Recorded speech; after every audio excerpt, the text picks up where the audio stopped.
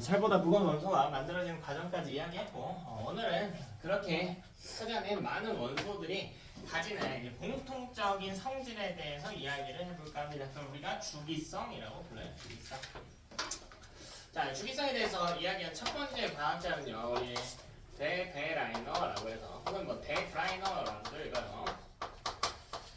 이 아저씨가 새쌍 원소설이라고 하는 걸 주장합니다. 원소가 너무 많아. 원소가 120개나 돼. 그러니까 그 120개의 원소들을 따로따로 성질을 외우고자 하니 너무 많아요. 그래서 공통적인 특징들을 좀 찾아봤다라는 거예요. 그래서 첫 번째로 나온 게 새쌍 원소설이에요. 저희 먼저 간단하게만 이야기를 좀 해볼게. 자, A 원소, B 원소, C 원소가 있다라고 해볼게요. 자, 이때 데브라이너가 이 A와 C의 질량값을 측정을 했어요.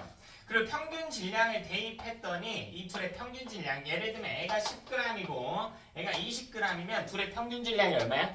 15g이겠지. 이게 정확히 B의 질량과 같았다라는 거예요. 근데 이런 관계의 원소들이 계속 발견이 된 거예요. 3개씩 세트로. 그래서 뭔가 이 3개마다 어떤 이 묶음의 특징이 있지 않을까라고 생각을 했다라는 겁니다. 단 고열 단계에서 새쌍원소설이 무엇인지는 자세히 안 물어봅니다. 그래서 이름 정도만 체크하자. 자, 두 번째는 뉴랜즈라고 하는 과학자의 주장입니다. 발음상 뉴랜즈라고 읽기도 합니다. 네. 오민석 학생이라고 원래 여기가 있는데 네. 저번 주에 현미쌤 만들었나봐. 아, 네. 앉아라. 들어와. 늦으면 안 돼. 늦으면 안 돼. 우리 저번 주에 약속했죠? 늦으면 안 돼요. 지금이야 웃으면서 이야기하지만 늦으면 안 돼요. 자, 이 뉴랜즈라고 하는 과학자는 옥타브설이라고 하는 걸 주장합니다.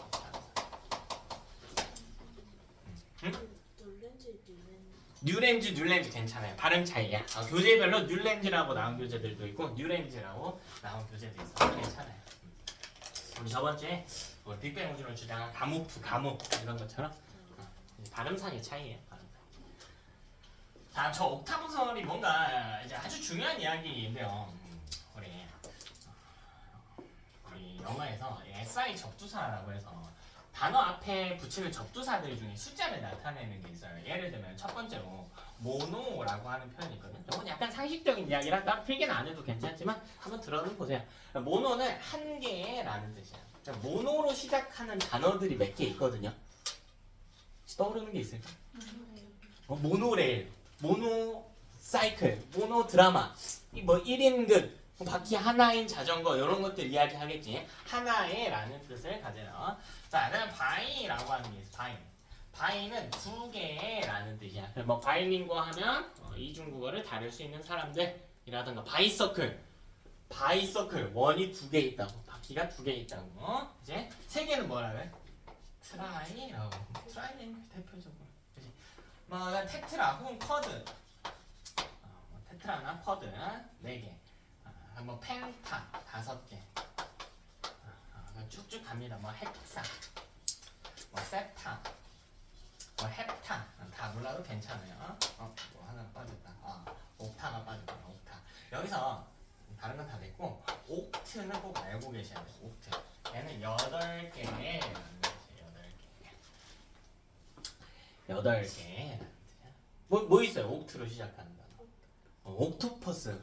왜 옥토퍼스? 다리가 몇 개라고? 8개라고. 우리 뭐 문어 공부할 건 아닌데 뭐 옥타곤이라고 하면 원형 링을 이야기하지. 원형이 아니고 팔각형의 링이에요. 그죠? 뭐 UFC 같은 데 나오는 팔각형의 링. 옥트는 8개라는 뜻입니다. 자, 그럼 데베라이너가 새쌍 원소설 3개의 원소마다 주기성을 발견했다면 뉴랜즈는 8개마다의 주기성을 발견한 사람이구나 정도로 생각하면 괜찮다고. 되지? 자, 세 번째로 등장한 사람은요. 자, 여기부터가 시험에 단골로 나오는 내용이에요. 멘델레예프라고 하는 과학자입니다. 멘델레예프라고 하는 사람이에요. 자, 그래서 이 멘델레예프는 그래? 그럼 내가 그 성질들이 좀 잘 나타날 수 있게 얘네를 줄을 좀 세워볼게. 원소들을 약 120개의 원소들을 줄을 좀 세워볼게 라고 하는 아저씨입니다.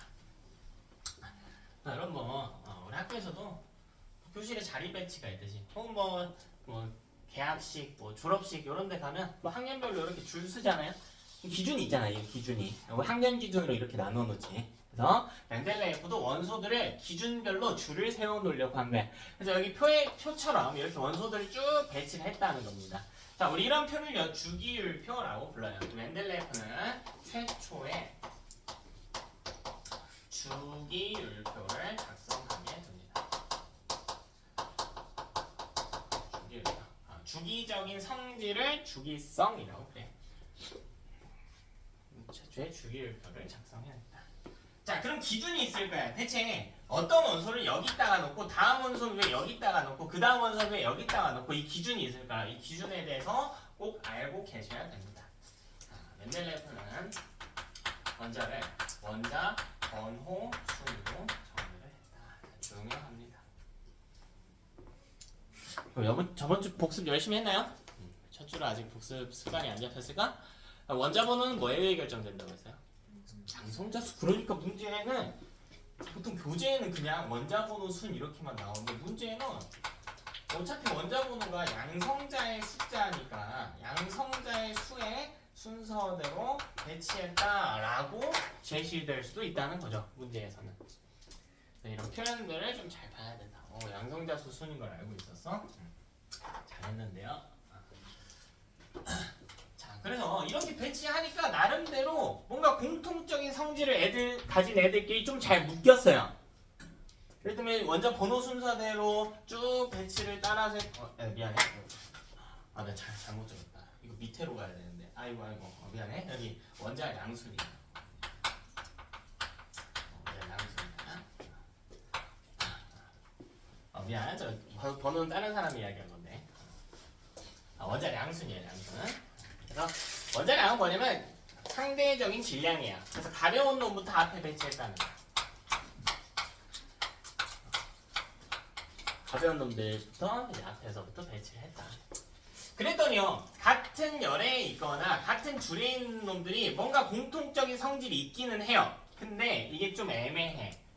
이렇게 배치를 했더니 이 줄에요, 뭔가 이 주기성이 잘 나타나지 않았어. 그래서 이걸 좀 수정한 사람이 등장합니다. 그 사람이 모즐리라고 하는 사람이에요. 모즐리. 이 모즐리는 주기율표를 수정한 사람입니다. 자, 그럼 어떻게 수정을 했는가? 요게 원자 번호예요. 원자 번호 순으로 수정을 했다. 같은 말이 양성대 수정. 이렇게 정리를 했다. 너무나 중요한 이야기입니다. 오늘 이야기.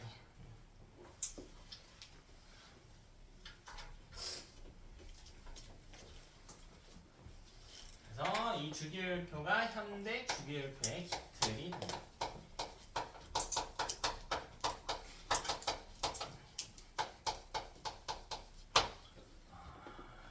모즐리가 만들어놓은 주기율표를 아직까지 쓰고 있어요. 뭐가 다르냐면 저 이후로 발견해낸 원소들이 몇 가지 더 있는데 이제 그걸 추가한 정도고 틀은 바뀌지 않았습니다. 오늘은 주기율표에 대해서 배운다. 자, 그 전에요. 우리 그 전에 원자 번호와 이름에 대해서 정리 좀 합시다. 이거 제가 저번 주에 좀 외워오시라고 했는데 잘 외워왔나? 한번 같이 볼게요. 자, 먼저 1번 누구예요, 여러분? 수소. 원소 기호부터 할까요? H라고 쓰고 수소라고 할게요. 자, 2번은 He, 헬륨. 자, 3번은요 Li, 리튬.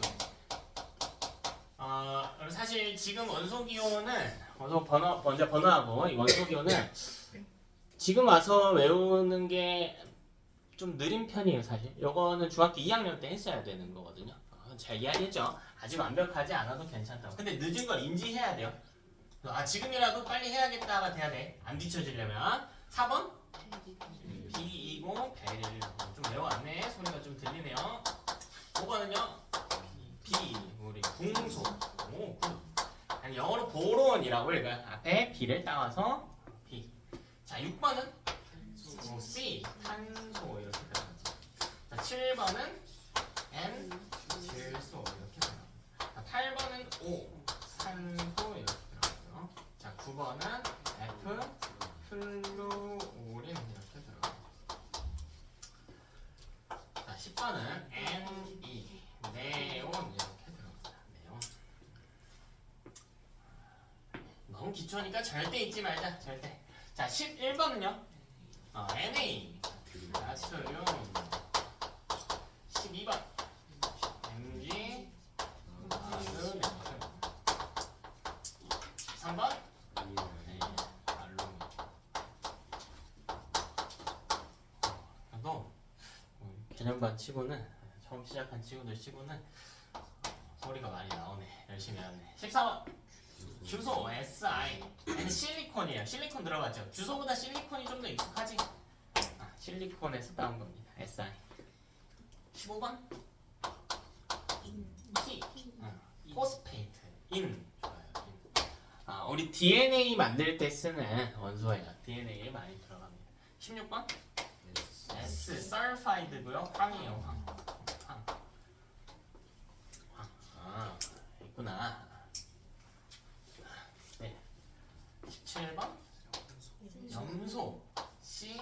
네, 염소. 잘 알고 있네. 18번 AR 아르곤. 19번은 칼륨 K. 그치 K 칼륨. 20번 칼륨. 네, 그래서 이걸 왜 해야 되나요? 우리 주기율표 배울 건데 모듈리의 주기율표 배운다고 했어요. 모듈리에는 원자 번호 순으로 정리한다고 했으니까 당연히 번호 순으로 좀 외워야겠다. 근데 우리 고등교육과정까지는요. 여러분 정확히 딱 20번까지만 기억하면 돼요. 더 이상 외울 필요가 전혀 없습니다. 저는 좀 궁금해서 더 외우고 싶은데요. 하면 더 외워봐도 돼. 하면 더 외워봐도 되는데 굳이 그럴 필요가 없어요. 저도 많이 안 해요. 한 30번 정도까지밖에 안 해오는데 그것도 쓸 일이 없어. 쓸 일이 없어요. 자, 그러면 이번에는 옥텟칭이라고 하는 것에 대해서 배워보겠다. 아주 중요한 규칙이에요. 아주 중요한 규칙이야. 그럼 이걸 뉴렌즈가 만든 거? 응? 뉴렌즈가 만든 거예요.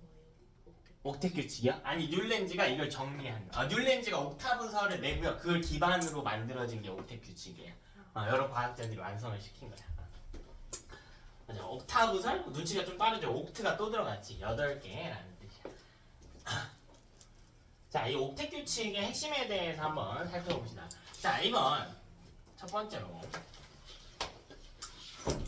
우리 여러분 저번 주 과제 있었어요. 추가적으로 내드린 과제 있었는데 문제 풀이 말고도 뭐 해오라고 했어? 스펙트럼 정리해오라고 해서요. 흡수 스펙트럼, 방출 스펙트럼 해가지고 원자 주변에서 전자가 이동할 때 여기서 바깥쪽 궤도에 있는 전자가 안쪽 궤도를 이렇게 이동하는 순간 무슨 일이 있냐면 저번주 한 스펙트럼하고 똑같은 이야기야. 핵을 기준으로요. 주변에 전자가 이렇게 배치가 될 수 있다 정도는 알고 있죠. 근데 전자가 배치될 수 있는 궤도가 정해져 있거든요. 근데 이 궤도별로 뭐가 다르냐면 전자의 에너지가 달라. 이 전자의 에너지 차이가 달라요. 자, 첫 번째 내용은 뭐냐면 이 안쪽 궤도에 있는 전자하고 바깥쪽 궤도에 있는 전자의 에너지를 비교하는 것이야. 생각해볼게요, 여러분. 플러스랑 마이너스는 서로 다른 전하를 띠고 있네. 서로 어떻게 하는? 서로 어떻게 할까? 플러스랑 마이너스는 끌어당겨요. 그치?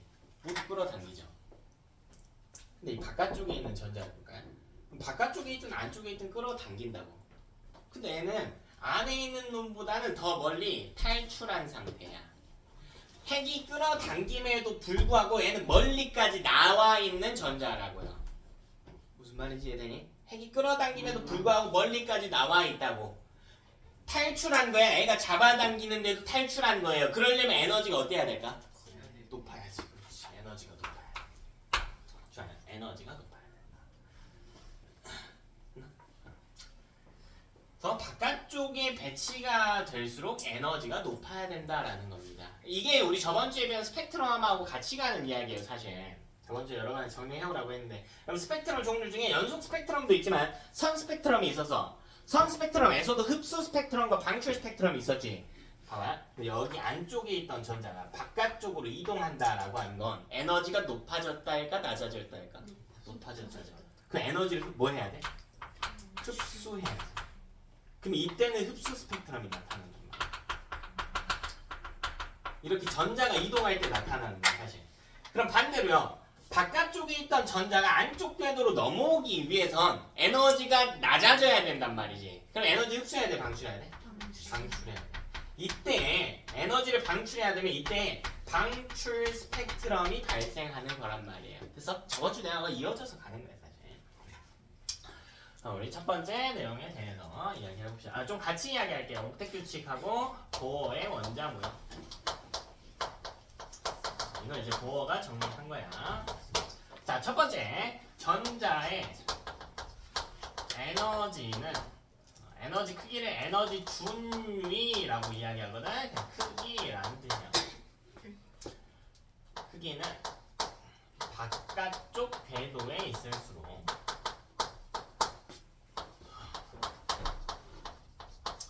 존재할수록 커진다라는 거야.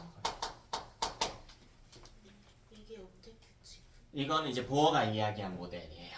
옥텟 규칙은 이어서 같이 보여줄게. 바깥쪽 궤도에 존재할수록 커진다. 자, 두 번째는 뭐냐면요. 그렇다면 원자가 전자를 배치하려고 할 텐데 전자를 안쪽부터 배치하나 바깥쪽부터 배치하냐에 대한 이야기야. 기본적으로 원자는요. 에너지가 낮은 상태를 선호해요. 에너지가 높은 것보단 낮은 상태를 선호해. 그럼 전자를 가져야 돼. 원자는 전자를 왜 가져야 돼요?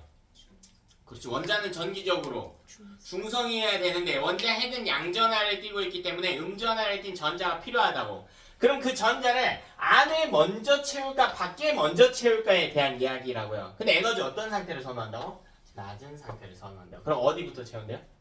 안쪽 궤도부터 채운대요. 원자는 에너지가 낮은 상태를 선호한다. 그러면 안쪽 궤도부터 전자를 채우기 시작한다는 겁니다. 전자를 배치한다. 그럼 제일 안쪽에만 놓으면 되죠? 라고 할 수 있겠는데 궤도마다 들어갈 수 있는 전자의 개수에는 한계가 있단 말이에요. 그걸 설명한 게 옥텟 규칙이야. 그래서 세 번째로 궤도별 각 궤도 껍질 껍데기 다 같은 표현입니다. 최대로 존재가 가능한 전자는 288입니다. 최대로 존재 가능한 전자는 288.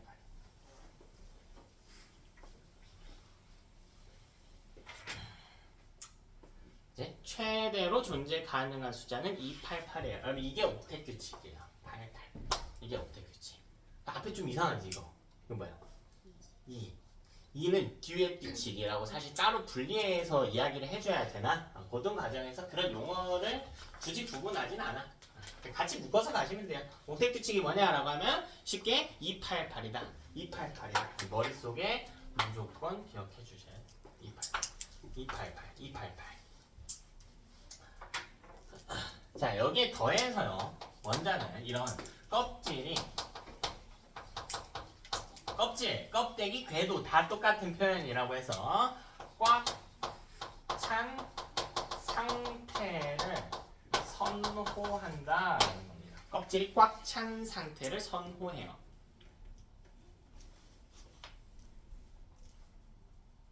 예를 들어 볼까요?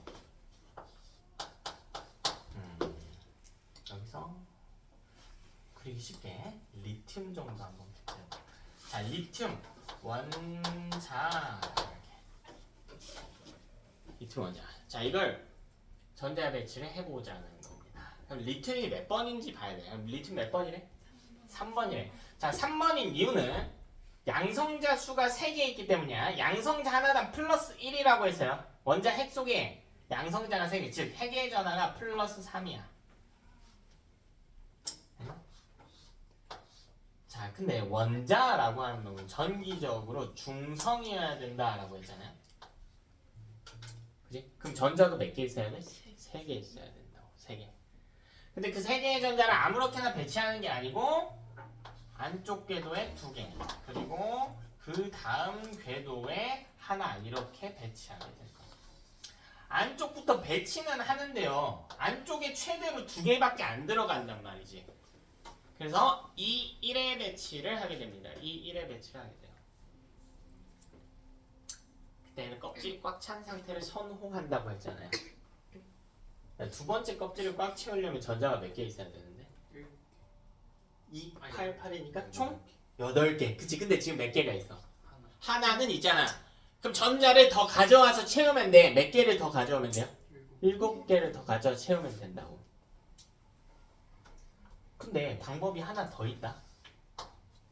7개를 가져와서 두 번째 궤도를 꽉 채우는 거 말고 껍질이 꽉 차게 하는 방법이 하나 더 있어요. 이 하나를 어떻게 하면 돼? 버리면 돼. 그럼 두 번째 궤도 자체가 없어지거든요. 그래서 첫 번째 궤도만 꽉 찬 상태가 된단 말이야. 그럼 전자 하나가 이렇게 튀어나가요. 이걸 전자를 E- 이렇게 표시해줘요. 그럼 이 구조가 어떻게 되냐면 가운데에는 플러스 3의 전하를 띠는 핵이 여전히 존재하며 이 주변에 전자 2개가 돌고 있게 됩니다. 이런 형태가 돼요. 그렇지. 얘는 이름이 뭔지 한번 해석을 해보자. 이름이 뭘까요? 왜 리튬이에요 일단? 왜 리튬입니까? 양성자 수가 3개로 똑같거든. 그러니까 리튬은 리튬이야. 근데 얘랑 생긴 게 달라. 뭐가 달라? 전자 개수가 달라. 얘는 전기적으로 중성이거든요. 핵이 플러스 3인데 전자도 3개니까. 근데 얘는요 중성이 아니에요. 핵이 플러스 3인데 전자 2개밖에 없어. 마이너스 2란 말이야. 그럼 총 전하값이 얼마가 되니? 플러스가 돼. 이걸 우리가 뭐라고 불러? 리튬 이온이라고 읽어준다. 리튬. 그래서 이 원자라고 하는 놈들은 껍질이 꽉 찬 상태를 선호하기 때문에 전자를 얻거나 잃어서 이온이 되는 거구나. 이게 바로 껍질이 꽉 찬 상태를 선호하는 게 바로 이온의 형성 이유예요. 이것 때문에 이온이 만들어지는 거예요. 껍질을 꽉 예쁘게 채우기 위해서 전자를 얻거나 잃어서 만드는 겁니다. 조금만 더 봐볼까요? 그럼 산소 원자도 한번 자주 나오는 친구니까 사실 다 그려보면 너무 좋은데 시간 관계상 100개만 합시다. 자, 그럼 제가 일단 산소라고 했어요. 우리 산소라고 부를 수 있는 이유는 원자번호 8번 양성자가 몇 개 있기 때문이다? 8개 있기 때문에. 핵의 전하가 플러스 8. 자, 근데 원자는 전기적으로 중성이어야 하기 때문에 주변에 전자도 8개를 총 배치를 할 것이다. 근데 안쪽 궤도부터 8개를 배치를 할 것이다. 가장 가까운 쪽에는 몇 개 들어가? 2개가 이렇게.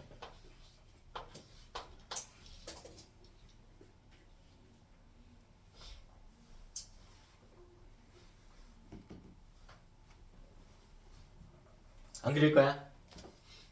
조지 말고 빨리 그래요. 자, 얘는 전자가 총 8개여야 된다. 안쪽에 2개 배치했으니 다음 궤도에도 배치해야 된다. 몇 개가 남았는데? 6개가 남았는데. 그래서 6개 그냥 그리면 돼요. 하나, 둘, 셋, 넷, 5, 6. 6개 일단 그려볼까요? 원래 이거 전자의 그리는 위치에도 규칙이 있는데 거기까지는 신경 쓰지 말고 일단 합시다. 자, 그럼 N은 껍질을 꽉 채우기 위해서 전자가 더 필요해. 몇 개가? 2개가 더 필요해. 그래서 N은 화살표를 봐봐. 변화할 건데요. 여기에 전자가 들어와. 2개의 전자 E-, 이게 전자의 크기. 일렉트론 그리고 전하량 1-.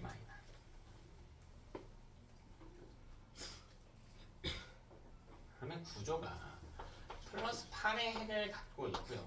그 다음 전자가 하나, 둘 이렇게 있었고, 자 기본적으로 6개 있었는데 2개를 더 얻게 됐단 말이야. 그래서 8개가 돼버립니다.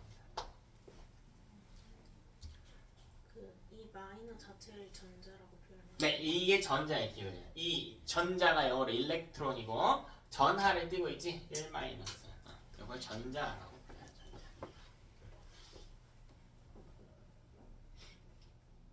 자, 그럼 얘는 이온이 된다. 중성이 아니기 때문에 얘는 O2 마이너가 된다. O2 마이너. 왜? 양성자는 똑같이 8개인데 전자가 총 10개가 됐어. 뭐 아주 간단한 사칙 연산하는 거야. 플러스 8 마이너스 10 총 2 마이너가 된다. 마이너스 2 아니에요. 전하량은 숫자 먼저 써줘요. 2 마이너예요. 2 마이너. 그치? 자, 얘는 뭐라고 했냐면 산화이온이라고 해요. 산화이온. 자, 음이온 같은 경우에는 뭐뭐 소로 끝나면 소를 지우고요. 화로 바꿔서 읽어줍니다. 얘는 산화이온이라고 읽어요. 음이온만 해당합니다. 네. 자, 아직 잘들 못 찾으시는 것 같으니까 몇 개 더 연습을 해봐야 될 것 같아요. 몇 개 더 해볼까요? 여러분 베릴륨 볼까요? 베릴륨. 자, 얘는 4번이네요. 4번.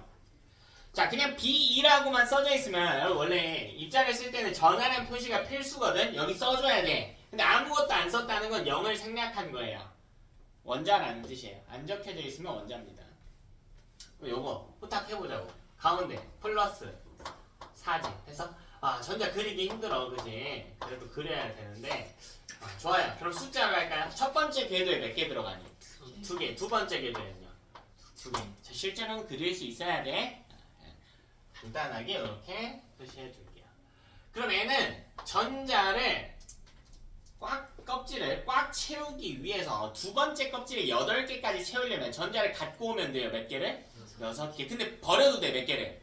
자, 이때 숫자가 적은 쪽을 보편적으로 선택해요. 보편적으로. 언제나는 아니야. 2개를 버린다. 2개의 전자. 화살표가 나가고 있지. 전자가 나갔다는 거야. 그럼 플러스 4. 자, 그리고 2. 끝. 네? 그럼 얘는 전하량을 보는 거야. 핵은 플러스 3인데 전자가 2개네. 전자 하나당 마이너스 1이니까 플러스 4랑 마이너스 1짜리 2개를 만나게 하면 2 플러스의 전하를 띄게 된다. 오케이. 조금 더 해볼까요? 준아야, 기대지 말고. 저기 원소 마음에 드는 거 하나. 황 볼까요? 황 볼까요? 자, 황. 자, 황은 16번이에요. 여러분이 다 할 수 있어야 돼, 실제로. 자, 핵의 전하가 플러스 16이야. 그럼 전자도 몇 개 있어야 된다고? 16개 배치해보자고, 배치. 맨 안쪽에 2개. 그 다음에 8개. 그 다음에 6개 이렇게 된다고. 그래서 총 16개를 배치한단 말이야. 그럼 얘는 껍질을 꽉 채우기 위한 방법이 얘는 둘 중에 하나야. 6개를 버리거나 2개를 얻거나 보편적으로는 숫자가 적은 쪽을 선택합니다. 그래서요 2개의 전자가 이렇게 들어오는 구조야. 2개의 전자. 전자가 들어와서 얘랑 만나서요 핵은 플러스 16의 전하를 띄고 있고 2, 8, 8이 된다. 그럼 얘는 더 이상 원자가 아니라고요. 이온이 된다. S2-가 된다.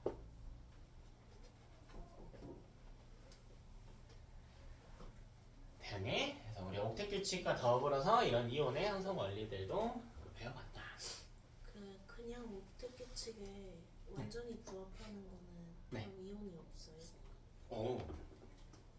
볼까요? 헬륨 볼까요? 헬륨 몇 번이죠? 2번. 2번. 잠깐만, 얘는 플러스 2야. 플러스 2야. 플러스 2야. 자, 그럼 전자 배치해볼게요. 2개지. 2개야. 자, N은요 원자 상태일 때부터 이미 껍질이 어떻게 돼 있어? 꽉 차 있어요. 그럼 전자를 얻거나 잃을 필요가 있을까 없을까? 없어요. 전자를 얻거나 잃는 일이 N은 없어요. 그러니까 다른 애들은 태생이 완벽하지 않은 친구들이 훨씬 더 많단 말이에요. 껍질이 꽉 차 있지 않은 친구들이. N은 얻거나 잃으려고 노력을 많이 하거든. 근데 오히려 헬륨 같은 애들은요 태생부터 껍질이 꽉 차 있는 친구들은 얻거나 잃으려고 하지 않으려고 하는 애들이야. 이미 완벽하거든. 여기서 괜히 더 얻거나 잃으면 오히려 껍질이 꽉 차지 않는 구조거든요. 그래서 얘는 이온화하는 경향이요. 매우 떨어져요. 이런 걸 이온화 경향이라고 해요. 그냥 없다라고 보시면 돼요. 없다라고 보시면 돼요. 간단한 사례를 한번 살펴볼까요? 우리 저번 주에 배운 내용 중에 별 좀 배웠어요. 여러분 헬륨 핵융합을 하는 천체가 오늘 시험에 나오는데 뭐죠? 적색거성이죠. 주계열성은 수소핵융합하고 헬륨 핵융합은 적색거성의 중심부에서 일어난단 말이에요. 오늘 시험에 나온다고. 적색거성 중심부 온도가 얼마야? 1 kelvin이야. 헬륨 핵융합을 하려면 헬륨이 전자를 잃은 상태여야 되거든. 이런 걸 플라즈마 상태라고 하는데 그게 되려면 무려 1억 도나 돼야 돼. 무려 1억 도나 돼야 돼요. 그래서 그 얘는 오히려 전자를 얻거나 이러려면 에너지를 겁나 많이 때려박아줘야 돼. 근데 그게 단순 온도로 따지기는 어렵지만 우리가 어린 자가 봤을 때 1억 켈빈이니까 어마어마하게 에너지가 많이 듭니다. 이온화 경향이 매우 떨어집니다. 되나? 이런 것들이 있다.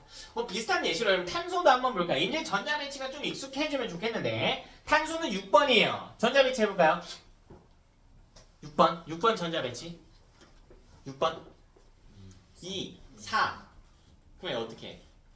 4개를 얻거나 버리고. 그렇지. 얻어도 되고 버려도 돼. 아씨 얻을까? 버릴까? 얻을까? 버릴까? 이러느라고 아무것도 아니야. 이래서 얘네도 이온화 경향이 좀 떨어져. 탄소도. 오케이? 그러니까 이유가 하나 더 있어요. 탄소의 구조적 특성 때문에 하나 더 있는데 14족도요 이온화하는 경향이 좀 떨어지게 돼요. 오늘 배우는 게 전체적인 경향성이에요.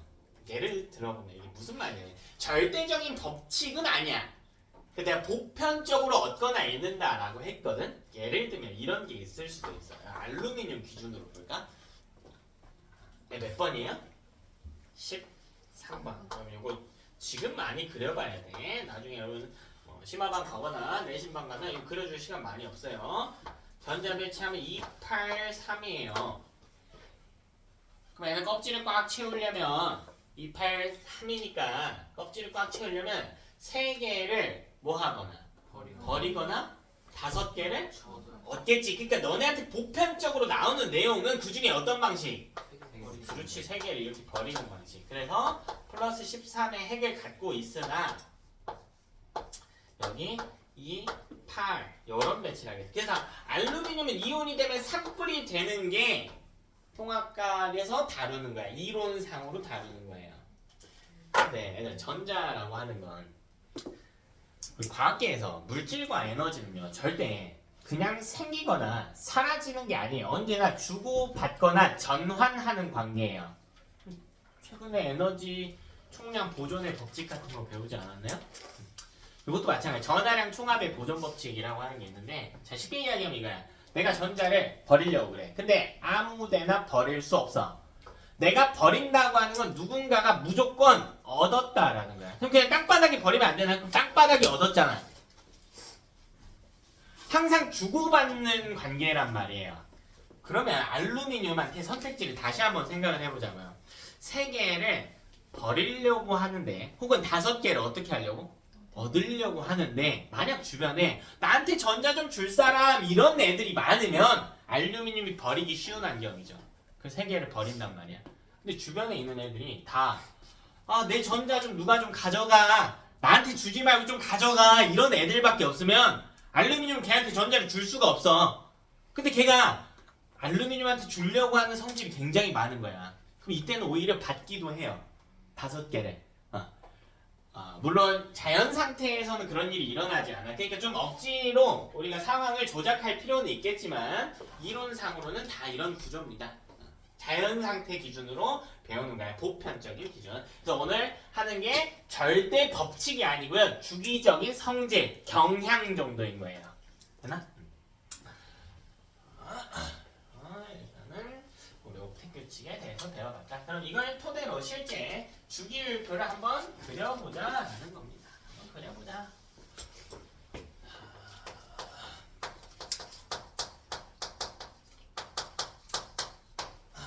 자, 일단 우리한테는 바로 한 줄 밑으로 가세요. 하나, 둘, 셋, 넷, 다섯, 여섯, 일곱, 8개의 칸이 필요합니다.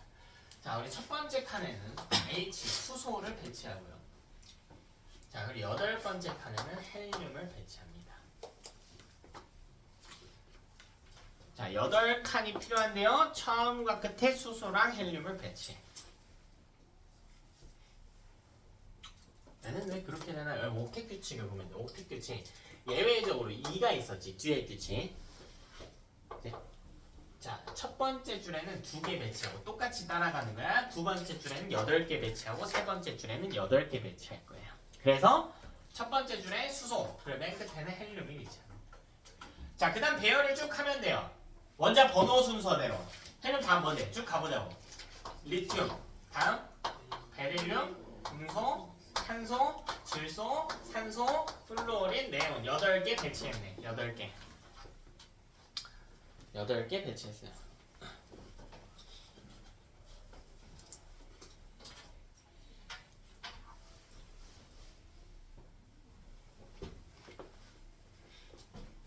다음 또 쭉 가볼까?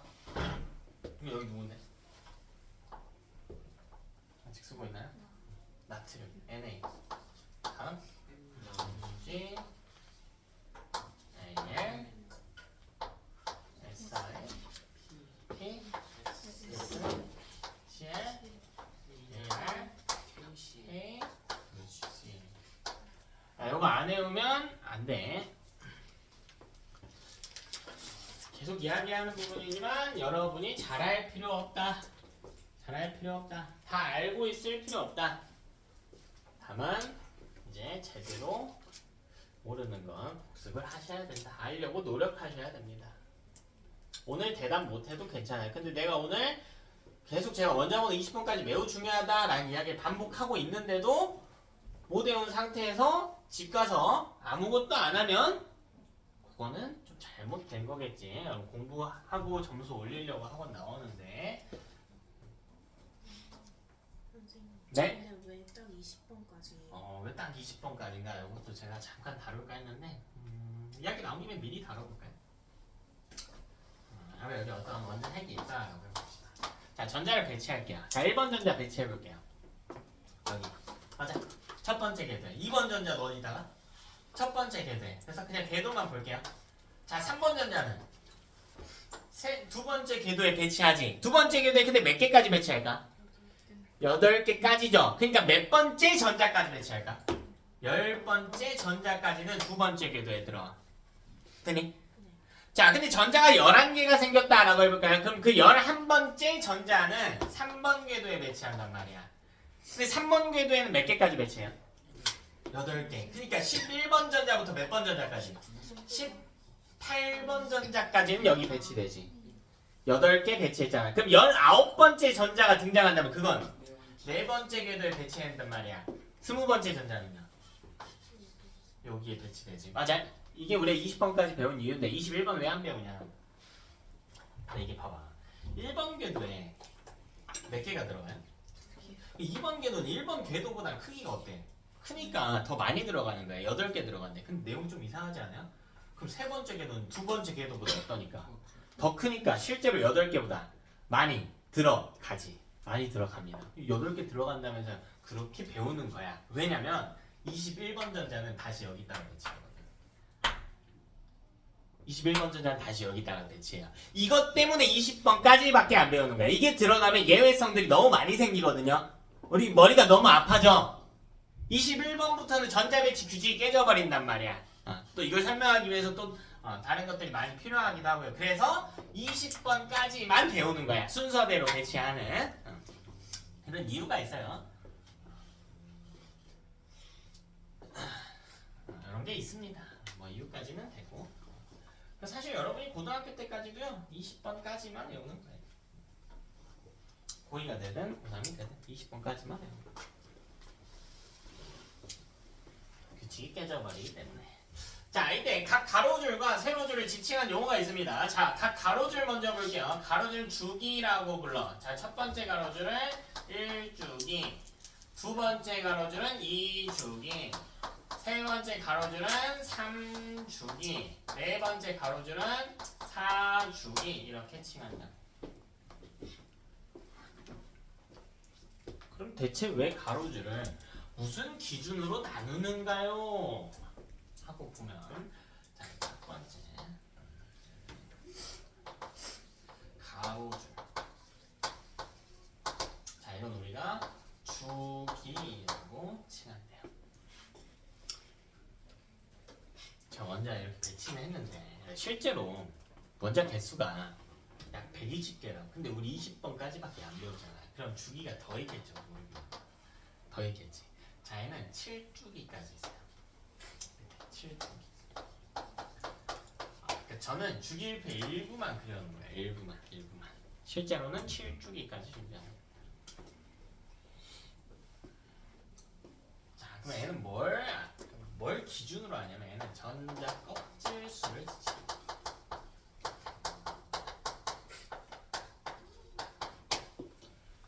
전자 껍질 수를 지칭합니다.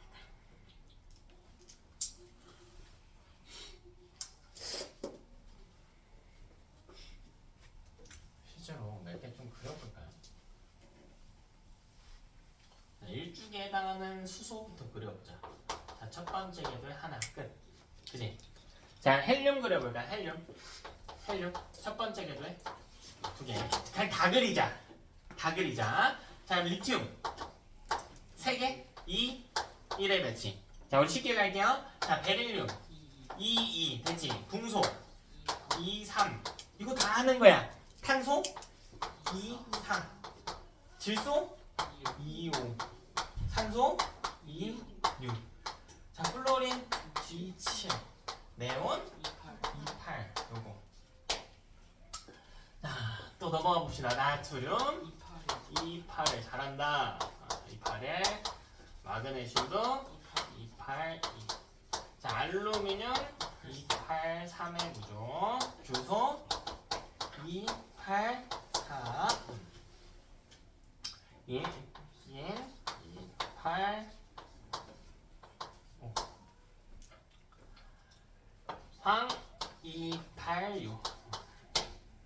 다 그려놓고 보면 여러분이 해석하기 좀 쉬울 것 같아. 자, CL은 287이에요. 자, 아르곤은 288입니다. 자, 칼륨은요 281이고요. 자, 칼슘은 288에 288, 2. 자, 이렇게 배치됩니다. 요거는 무조건 다 알아야 돼요. 이 배치는 무조건 다 알아야 돼.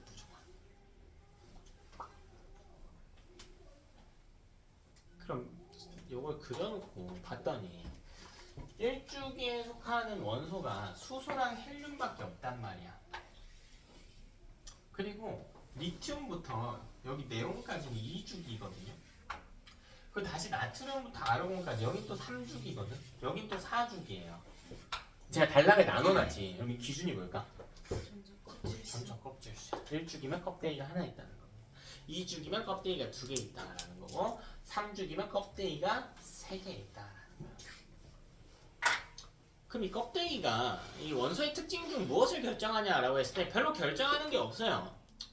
그냥 이런 거 애들 그래도 비슷하게 생긴 놈들 중에 껍데기가 2개 있는 놈과 3개 있는 놈 중에 크기가 누가 클까? 얘가 조금 더 크겠다 정도. 그래서 이 주기가 가지는 건 주기가 커질수록 원자의 크기가 커지는 경향이 있다 정도인데, 이건 고2 때 좀 자세히 배울 거예요. 크기를 결정하는 게 주기만 있는 게 아니거든요. 그래서 크게 중요하게 다룰 만한 이야기는 아니야. 그냥 껍질수를 지칭하자. 자, 근데 두 번째 이건 매우 중요해요. 세로줄. 자, 이건 뭐라고 부르냐면 족이라고 불러요. 족. 자, 여기가요 1족이고요. 자, 여기는 2족입니다. 두 번째 세로줄. 자, 다음 세로줄 매우 중요합니다. 여기 BAL인 거 13족이에요. 13족입니다. 매우 중요합니다. 자, 3족이 아니고 13족이야. 13족.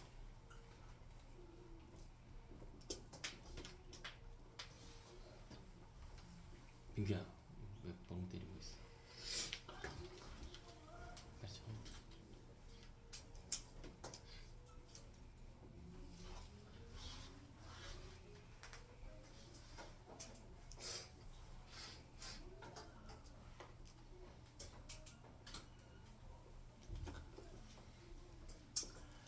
이 족은 18족까지 존재하는데요.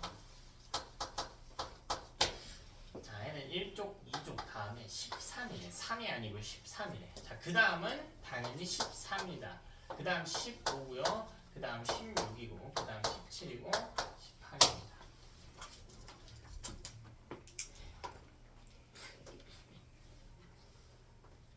왜 갑자기 중간에 10이 빠지나?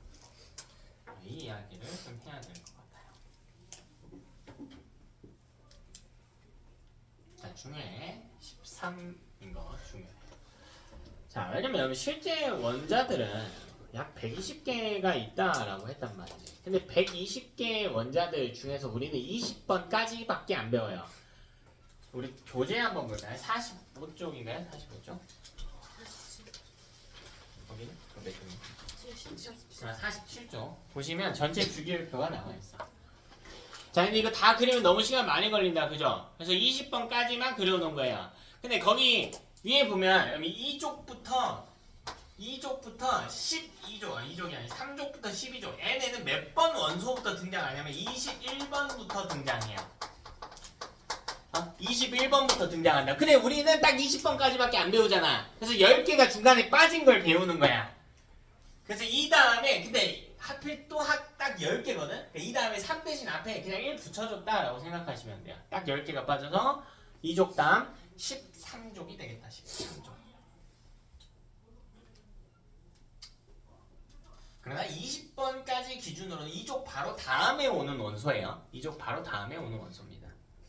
2족 바로 다음에 온다라고 하는 게 무슨 말이냐면 2족보다 전자를 하나 더 많이 가지고 있다라는 뜻인 거야. 14족도 마찬가지. 2족보다 2개 더 많이 가지고 있다라는 뜻이야. 뭐 그게 어쨌다고요? 볼까요? 1족들 볼게. 수소, 리튬, 나트륨, 칼륨 있죠? 자, 수소 여기 있네. 자, 리튬, 나트륨, 칼륨. 공통적인 성질들이 좀 보이나요? 공통적 성질이 보여요? 자, 동그라미도 쳐놨어. 가장 바깥쪽 궤도에 있는 전자가 몇 개입니까? 1족은요? 1개. 2족 볼까요? 2족. 자, 헬륨은 18족이니까 빼고 베릴륨, 마그네슘, 칼슘이 있네. 베릴륨, 마그네슘, 칼슘 이렇게 있네. 가장 바깥쪽 궤도에 있는 껍질에 있는 전자가 몇 개다? 2개다.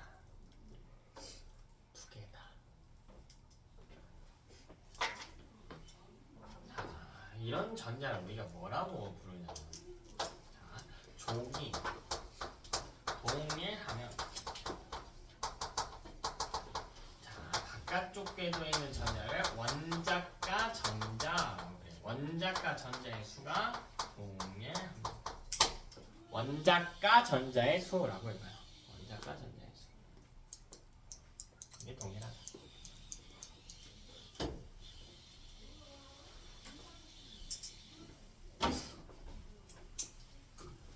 원자과 전자의 수가 동일하다. 자, 1족은 원자과 전자가 하나예요. 2족은 2개입니다. 13족은요? 볼까요? 13족 누구 있나? 붕소랑 알루미늄 있네. 자, 붕소 3, 알루미늄 3이야. 몇 개야? 3개야.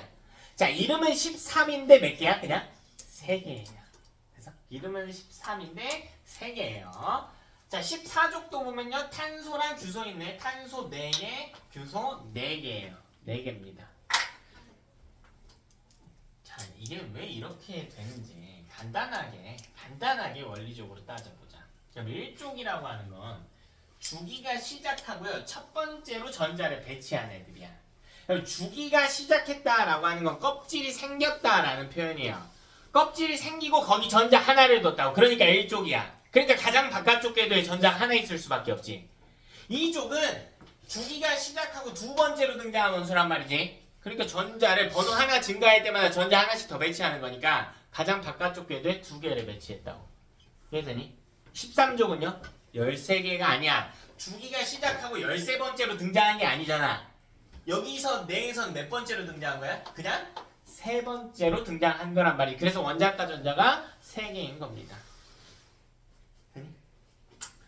네, 이 원자과 전자 수라고 하는 것에 대해서 다시 한번 해석을 해볼게요. 정확하게 해석하면 가장 바깥쪽 궤도에 있는 전자는 원자가 전자가 아니고요. 최외곽 전자라고 불러요. 최외곽 전자라고 불러요. 정확히는. 원자가 전자는 뭔데요? 자, 이 중에서 반응에 최대로 참여 가능한 전자의 수를 이야기합니다. 최외곽 전자 중에서 반응에 최대로 참여 가능한 전자의 숫자를 이야기합니다. 저게 뭔 말인가 하고 볼게요.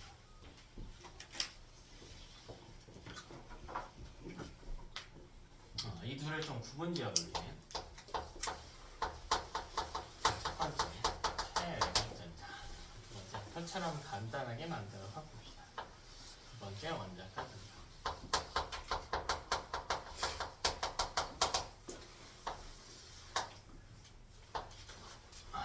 자, 먼저 1쪽의 원소들 기준으로 봅시다. 자, 1쪽. 자, 1쪽의 원소들은 가장 바깥쪽에 배치한 전자가 몇 개라고?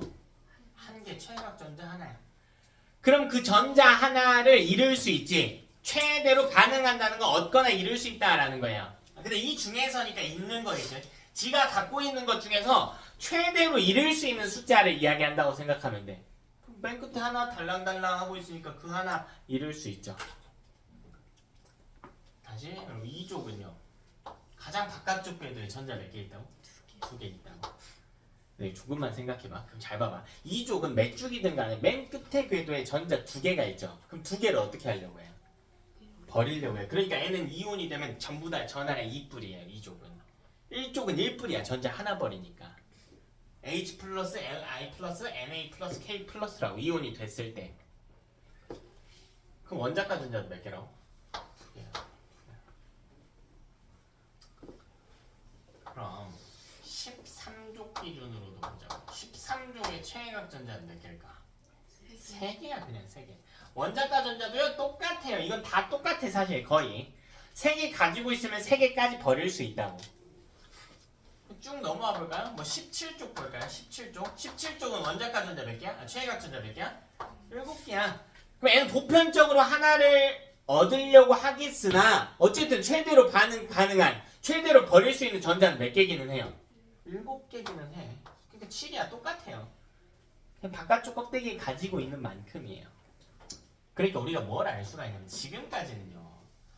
족이 동일하면 최외곽 전자든 원자가 전자든 다 똑같단 말이에요. 모든 1족은 최외곽 전자가 하나이며 모든 2족은 2개이며 모든 13족은 3개란 말이야. 근데 문제가 있는 게 있어. 몇 쪽이냐면 바로 18쪽이야. 18쪽이 좀 문제가 돼요. 이게 좀 문제야. 자, 18쪽에 있는 원소들 보면 헬륨, 네온, 아르곤이 있거든? 이 중에 헬륨이 문제예요. 헬륨은요 1주기예요. 유일하게 옥텟 규칙이 아닌 듀액 규칙을 만족해요. 왜 1주기에는 껍데기에 전자 몇 개밖에 안 들어가? 2개. 이게 헬륨이란 말이야. 그럼 가장 바깥쪽 궤도에 있는 전자가 몇 개야? 2개죠. 18쪽인데 2개지 헬륨은. 1주기라 예외성이기 때문에. 그럼 네온은 2개. 8개잖아. 가장 바깥쪽 궤도에 몇 개 있다고? 8개 있다니까요. 아르곤은요 2, 8, 8이지. 몇 개? 8개. 그러니까 2개 아니면 몇 개? 8개인 거예요. 2개인 놈은 헬륨인 거고 얘는 네온하고 아르곤인 거예요. 됐나? 즉 꼴랑 18쪽 하나 때문에 족이 같으면 최외곽 전자가 같다라고 이야기할 수 없게 돼. 나머지는 다 같은데 같은 족인 예를 들면 베릴륨, 마그네슘, 칼슘은 2족이니까 최외곽 전자가 2개로 같은데요. 18쪽 때문에 안 된다고. 근데 이 셋 다 가지고 있는 이 전자들을 이룰 수 있을까? 아니 절대 안 이루려고 하지. 왜? 얘는 이미 껍질이 어떤 상태야? 그치, 꽉 찬 상태죠. 그럼 이 전자를 절대 안 내려놓으려고 한다고요. 완벽한 상태이기 때문에. 근데 원자과 전자는 뭐라고 하냐면 최대로 반응에 참여 가능한 전자야. 자, 쉽게 이야기하면 최대로 버릴 수 있는 전자야. 버릴 수 있다 없다? 없다. 그래서 이게 영계로 동일. 그래서 조기 동일하면 최외곽 전자 수는 거의 동일한데요. 18쪽은 다르지만 원자과 전자는 모두 동일합니다. 그래서 이게 영계로 바뀐다는 사실도 인지하셔야 돼요. 8개가 아니고요. 0개입니다. 18쪽의 원자과 전자는.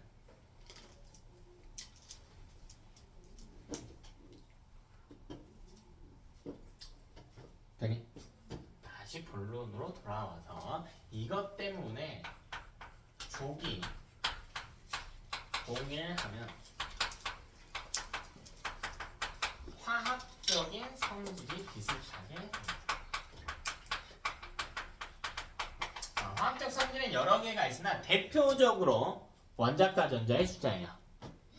그래서 족이 똑같으면 원자과 전자가 똑같기 때문에 화학적 성질이 비슷하다. 자, 중요합니다. 수소는 예외적으로 얘가 좀 말썽이야. 나머지 1쪽과 성질이 많이 다릅니다.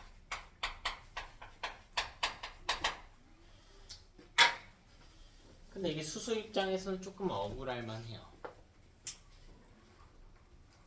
뭐가 억울할 만한가? 그러니까 이제 화학에서 이제 꼴통 취급을 많이 받는 원소인데 좀 억울할 만해. 왜 그런가 보다. 수소의 배치를 한번 봐보자. 자, 첫 번째 껍데기에 전자 하나 끝. 그치? 자, 나머지 1쪽 볼까요? 리튬 다시 2개, 1개. 그지? 칼륨 볼까? 2개, 8개, 1개. 이렇게 있지. 자, 이때요. 리튬이나 칼륨 같은 경우에는 마지막 껍데기를 꽉 채우려면 이 두 번째 껍질이든 세 번째 껍질이든 전자가 최대 몇 개까지 들어가? 8개까지 들어가지. 근데 얘는 몇 개밖에 없어. 원자과 전자가. 하나밖에 없어. 그럼 이걸 비율로 나타내볼까? 여기 꽉 채우려면 8개가 필요한데 1개밖에 없다. 그러니까 얘는 8분의 1의 비율인 거야. 비율로 따지자면. 얘는요. 똑같이.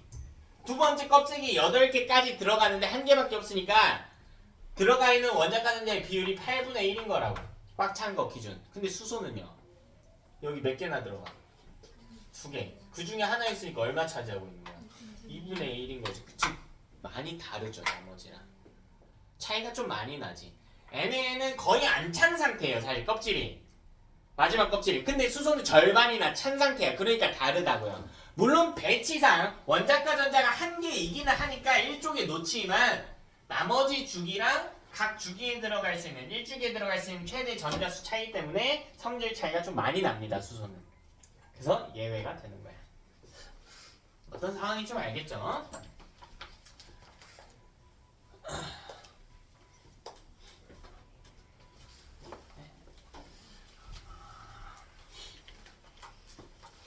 이 주기율표는 계속 가져가야 돼요. 계속. 자, 세 번째는 이 주기율표를 기준으로 원소들을 좀 집단으로 나눠서 봅시다. 구분을 좀 지어보자. 주기보다 중요한 건 족이라고 했어요. 그러니까 족을 기준으로 원소들을 좀 나눠주면 좋을 것 같아요. 네, 우리 껍질이 꽉 찬 상태가 18쪽이란 말이야. L을 기준으로 한 절반 정도 차려면 몇 쪽의 원소들이에요, 보통? 14쪽의 원소면 절반 찬 거지, 절반. 원자과 전자가 4개인 상태니까. 그래, 14족보다 왼쪽에 있는 족을 보자고. 1족, 2족, 13족. 자, 이 친구들은 절반보다 많이 차이나 덜 차이나? 덜 차이죠. 그럼 전자를 얻으려고 할까요? 버리려고 할까요? 버리려고 하지. 절반보다 덜 차있으면 버리는 게 개수가 적거든요. 1족은 하나 버리면 끝. 2족은 2개 버리면 끝. 13족은 3개 버리면 끝이란 말이야. 그래서 대충 14족보다 왼쪽은 버리려고 하는 경향이 좀 있어요. 대충 14족보다 오른쪽은 전자를 좀 어떻게 하려는 경향이 있어? 얻으려고 하는 경향이 있다고. 그래서 이걸 집단을 좀 나누려고 한다고요. 근데 우리가 이야기하는 옥텟 규칙도 있지만요. 사실 화학에서는 옥텟 규칙 말고 다양한 규칙들이 더 추가로 존재해. 그래서 성질이 비슷한 원소를 나눴을 때 나누는 기준선이 예쁘게 14족이 정확하게 있는 게 아니라 이렇게 가요. 수소부터 계단을 만들어. 금소랑 알루미늄 사이에 계단을 이렇게 만들어. 요렇게 집단이 나눠져. 이렇게 집단이 나눠져.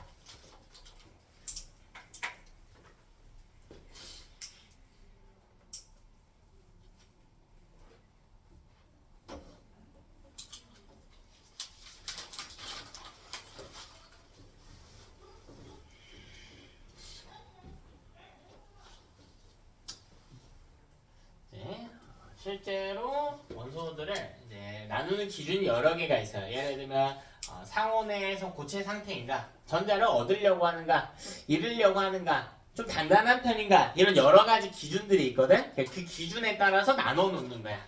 나눠 놓는 거야. 나누는 선이 이렇게 된대.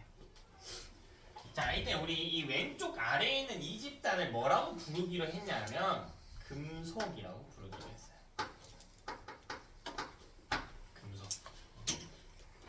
금속. 뭔가 느낌이 좀 있죠. 금속의 느낌. 금속은 우리가 좀 들어봤잖아, 그지? 상온에서 주로 좀 고체 상태이고 좀 단단한 편이고요. 전기도 좀 잘 통할 것 같고 이런 애들이 있잖아. 이런 애들이 금속이에요. 자, 그다음 나머지 집단은요. 여기 수소부터 들어가요. 수소부터. 자, 정확히는 금소랑 규소는 어디에도 속하지 못해. 여러분 너무 딱 정확하게 외울 필요 없어. 그냥 대략 이 정도 뉘앙스다로 보시면 돼요. 대략 이 정도 뉘앙스다. 자, 얘네는 비금속이라고 칭합니다. 자, 금속이 아니에요. 자, 붕소랑 규소는 여기에도 속하지 못하고요. 저기에도 속하지 못해. 너무 애매해. 그래서 이건 준금속이에요. 금속에 준하는 물질이다. 금속은 아니다. 준금속이야, 여러분. 준금속. 발음 때문에 중금속으로 들릴 수 있는데 아니고 준금속입니다. 금속과 비금속 중간의 성질을 띠는 물질입니다. 그럼 저렇게 나누는 기준이 무엇인가? 이제 금속은 크게 어렵지 않아. 예외성도 거의 없고요. 크게 어렵지 않아요. 일단 위치나 한번 볼까? 자, 첫 번째로 금속은 주기율표에 그래도 왼쪽에 있는 편입니다. 대략적으로 왼쪽에 있어요. 자, 왼쪽에 있으면 금속이다가 아니라 금속은 왼쪽에 있어요. 표현이 좀 다르지? 왼쪽에 있으면 금속이다 이러면 안 돼. 누구 때문에 안 돼요? 수소 때문에. 수소는 완전 왼쪽에 있지만 비금속이거든요. 금속은 왼쪽에 있어요. 그럼 가운데에는 누가 있을까? 뭐가 더 많아요, 대충? 준금속 혹은 비금속. 자, 금속이 압도적으로 많아요. 아닌데 요새? 삼각 보시나요? 가운데? 자, 그럼 제가 그려놓은 주기율표는 전체 주기율표가 아니지. 전체 주기율표를 기준으로 생각해보면 가운데는 대충 몇 쪽일까? 1쪽부터 18쪽까지니까 실제로는 한 8쪽, 9쪽, 10쪽 요 정도죠. 그래서 교재 다시 한번 보시면 좋아요. 47쪽에 노란색을 금속으로 표기해놨거든? 가운데 전부 다 뭐야? 그냥? 금속이야. 됐어? 그래서 요거는 이제 미니멀한 버전이니까 이거 전체 기준으로 이야기를 해주는 거야. 자, 두 번째로 금속은 보편적으로 전자를 읽는 경향이 더 강합니다. 전자를 읽는 경향이 강해요. 그치? 이게 금속마다도 좀 차이가 있어요. 금속마다도 좀 차이가 있어요. 좀 잘 따라오는 것 같으니까 하나만 예시로 들어볼까요? 금속은 전자를 읽는 경향이 있는데 이 경향도 금속마다 달라. 누구는 좀 많이 읽으려고 하고 누구는 좀 적게 읽으려고 해요. 이따가 이어질 이야기니까 한번 간단하게 볼까요? 자, 일단 읽으려고 하는 경향이 가장 큰 친구가 누구냐면 정답을 보여주게 칼륨이에요. 이거 이따가 다 표시해줄게요. 괜찮아. 그냥 눈으로 한번 보세요. 전자배치 해볼까요, 여러분? 2개, 8개, 8개, 1개야. 됐어? 비교 대상군을 한번 볼까요? 나트륨 볼까요? 나트륨은 2개, 8개, 그리고 1개지. 자, 둘 다 전자 어떻게 하려고 해? 몇 개를? 1개를 이루려고 해. 근데 이때 이루려고 하면 누군가 받아줘야 된단 말이야. 내가 얘네가 이루려고 하니까 그래 전자 받아줄게. 근데 나 하나밖에 못 받는데? 이런 상황이라고 해봅시다. 그럼 둘 중에 몇 명만 이룰 수 있어? 한 명만 이룰 수 있단 말이야. 한 놈만 이룰 수 있어. 그게 누구냐에 대한 이야기를 하고 있는 거예요. 이게 읽는 경향이야. 우선순위가 있다고요. 자, 그럼 둘이 싸울 거예요. 칼륨이 야 내가 버릴래. 나트륨이 아니 내가 버릴래. 이럴 텐데 자 이때 누가 이득을 더 많이 취하는지 보세요. 그럼 칼륨은 전자를 이렇게 읽는 거고 여기 있는 전자를 읽는 거고 네 번째 궤도에 있는 전자를 읽는 거고요. 나트륨은 세 번째 궤도에 있는 전자를 읽는 거야. 그럼 네 번째 있는 궤도의 전자와 세 번째 궤도의 전자 중에 에너지가 누가 더 크니? 네 번째 궤도, 그지? 그럼 칼륨은 이 에너지를 둘 다 전자를 버리는 거니까 어쨌든 에너지를 잃는 과정이란 말이에요. 에너지를 더 많이 잃는 쪽이 누구죠? 칼륨이죠. 그래서 칼륨이 잃으려는 경향이 제일 세요. 제일 강해. 이런 원리 때문에 원리까지 붙진 않지만 좀 상황을 이해했으면 좋겠어서. 근데 여러분 제가 계속 이야기하지만 통합과학의 핵심은 암기예요. 이해가 아니고 암기입니다. 이해가 안 돼서 안 외웠어요. 자, 이렇게 숨을 쉬면 안 돼요. 일단 암기를 하는 거야. 지금 당장 이해가 안 되더라도 암기를 하고 다시 보면 이해가 될 테니까 암기는 하는 거예요. 자, 세 번째. 얘는요, 상온에서 주로 고체 상태로 존재합니다. 상온 일반적인 온도 약 25도, 뭐 20도. 상온에서 고체 상태입니다. 녹는점이 높은 쪽에 속하는 물질들이라서 잘 안 녹아 있어요. 그러나 예외가 있어요. 자, 이 예외. 자, 바로 HG라고 쓰는 물질입니다. 오, 수온이라고. 20번 이외의 원소들은 다 외울 필요 없지만 이런 특이점이 있는 원소들은 좀 외워주셔야 돼요. 그럼 수은은 상온의 상태가 뭐니? 액체. 여기 수은 볼 일이 거의 없겠구나 요새는. 그러네. 거의 없겠네. 그냥 어렸을 때는 온도계들, 요새는 뭐 온도계 뭐 있지도 않지 핸드폰 있으면 다. 그러니까 여기 어떤 방마다 온도계가 다 있었는데 주로 수은 온도계 같은 거 많이 썼었거든요. 수은으로 된 온도계. 근데 왜 빨간색? 예. 그건 눈에 보이라고 해놓은 거고 수온은 너네가 수온을 본 게 그 토리첼리 실험에서 보지 않았냐? 흰색. 토리첼리의 기압 측정 실험에서 봤지? 네. 안 봤다고 하면 사기고 그때 우리가 뭘 쓰냐면요 토리첼리가 한 핵심이 뭐냐면 공기가 누르는 이 압력이 있는데 이거를 버텨내려면 물질이 얼마만큼 필요한가 이 이야기를 한 거야. 그래서 처음에는 뭘 쓰려고 했냐면 물을 쓰려고 했어요. 근데 물을 쓰려고 하니까 이 기압을 버티려면 물이 너무 많이 필요한 거야. 너무 많이 필요한 거예요. 그래서 이거 대신에 수은을 썼어요. 수은은 물보다 밀도가 13.6배가 큰 물질이거든요.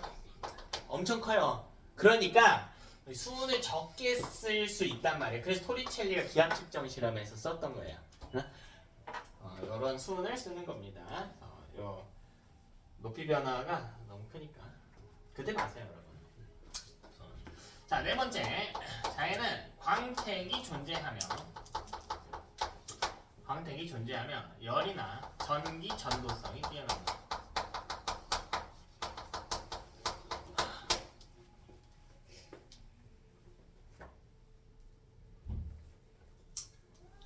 열이나 전기 전도성이. 그때 너네 다 수은 측정 실험 기억 안 나니? 물기둥 몇 미터의 압력이다 이거 기억 안 나요? 1기압 물기둥 10m의 압력이다 해가지고 이게 수은으로 배우면 수은으로는 얼마였는지 기억 안 나? 13.6 안 나? 됐어요? 그럼 되지. 그때 갔다고 그냥. 다섯 번째 이 금속은 힘을 주면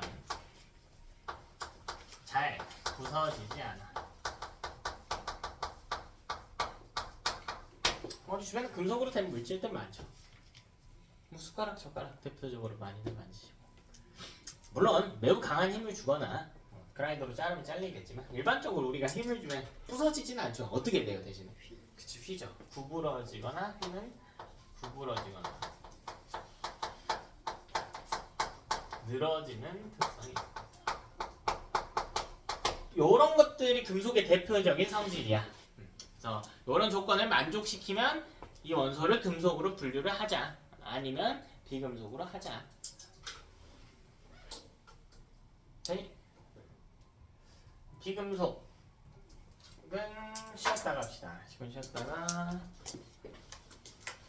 55분에 딱 시작할게요.